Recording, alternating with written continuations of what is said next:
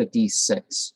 One of Jalal's chief disciples related that when he first began to study under that teacher, a company of pilgrims from Mecca came to Konya, and among them was a very handsome young man of this latter city, son to one of the chief professors there. The young man brought rich presents to Jalal and gifts for the disciples. Relating to the latter, the following adventure. We were traveling in the desert of Arabia, and I chanced to fall asleep. The caravan went on without me. When I awoke, I found myself alone in the trackless sands. I knew not which way to turn. I wept and lamented for a considerable time, took a direction at hazard, and walked until I was thoroughly exhausted. To my surprise and joy, I espied a large tent at a distance, with a great smoke rising by it. I made for the tent, and there encountered a most formidable-looking personage, to whom I related my misadventure.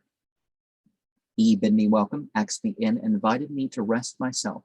Within the tent I observed a large kettle, full of fresh cooked sweetmeat of the finest kind, and a plentiful supply of cool, clear water. My wonder was great. I asked my host what these preparations might mean, and he answered, I am a disciple of the great Jalaluddin of Konya, a son of Bahauddin of Balkh. He used to pass by here every day. I have therefore pitched his tent for him, and I prepare this food, perchance he may honor and bless me with his presence, partaking of hospitality here.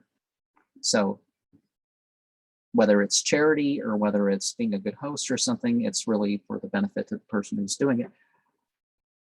As he yet spake, in walked Jalal. He saluted, and he was begged to partake of the food. He took a little morsel no larger than a filbert. Giving me some also, I fell at his feet and told him I was from Konya on the pilgrimage, and had missed the caravan by falling asleep. Well, answered he, as we are fellow townsmen, be of good cheer. He then bade me close my eyes. I did so, and on opening them again, I found myself in the midst of my companions of the caravan.